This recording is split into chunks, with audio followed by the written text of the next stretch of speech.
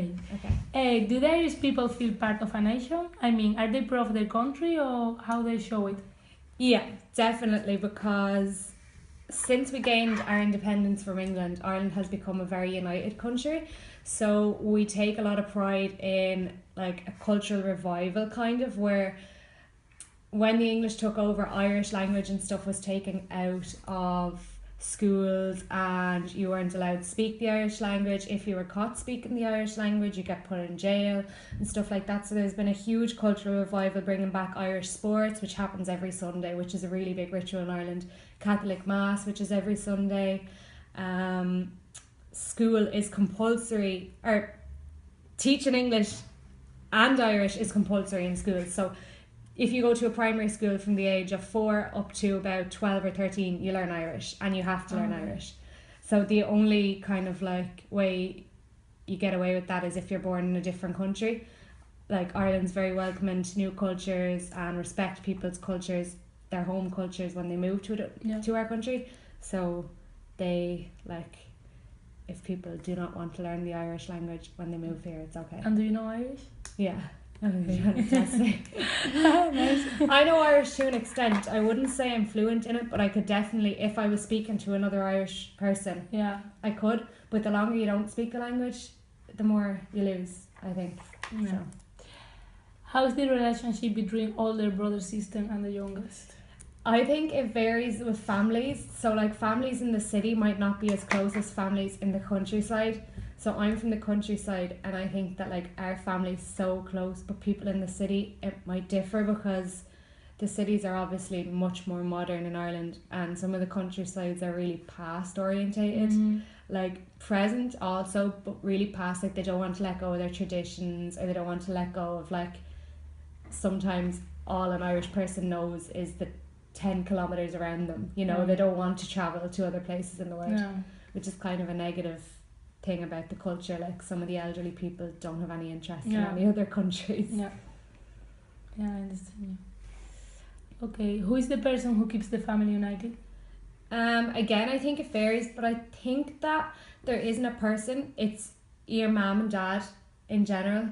Like your parents are like the full like body of the family. Like it without like, I think obviously it's someone with just a mom or just a dad, like their family can flourish too, but I think that in Ireland like it's still quite common to have like the traditional family, like it could be like 10 children or it could be 2, but your mom and your dad are like everything, like the body, the whole family just orientates around them. For example, in Spain, the mom is like, I don't know, is the person who wants to keep the family together, like the dinner, the events. Always the mom. In like, my mom's a really bad cook, so it's kind of like she wants to do that, but my dad is actually the person that like wants us all, like every Sunday has to be a family Sunday, or we have to go visit our grandparents, or we have to go, you know. That's a good thing. And like he like sometimes in Ireland when like everywhere in the world when somebody gets a bit older they don't spend as much time with the family. It's not allowed. He's like, you could be 25 or you could be 40, live in another country and you have to do your stuff with your family. That's a good thing. Yeah. And nowadays people are always talking about feminines and equality. Do you think that in Ireland sexism is being eliminated? I know that it's 62 to masculism. 62? Okay. Like, and the ratings are in the percentages.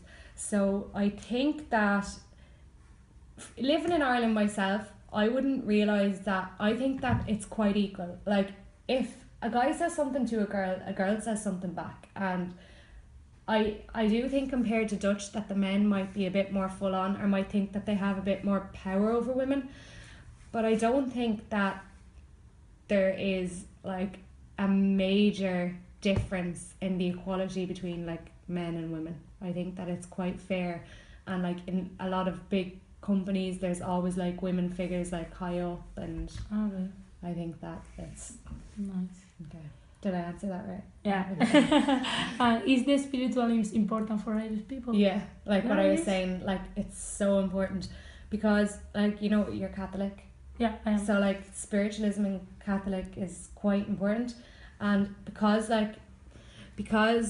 religion is dying out like worldwide nearly, like the Irish people are trying to take a new approach to the traditional Catholic religion. So they want to bring meditation into it. They want to bring like yoga, like all spiritual ways of expressing your like religion and your love for like God or I don't know, whatever you believe in. Yeah. But like I think that like a lot of new modern organizations are like trying to get young teenagers or like maybe 15 to 18-year-olds to kind of take part in retreats and learn how to love your body, love yourself and stuff like that. So yeah, it's actually nice. It's becoming quite big in Ireland. Nice. Spiritualism. I thought that in Ireland people were Protestant teams.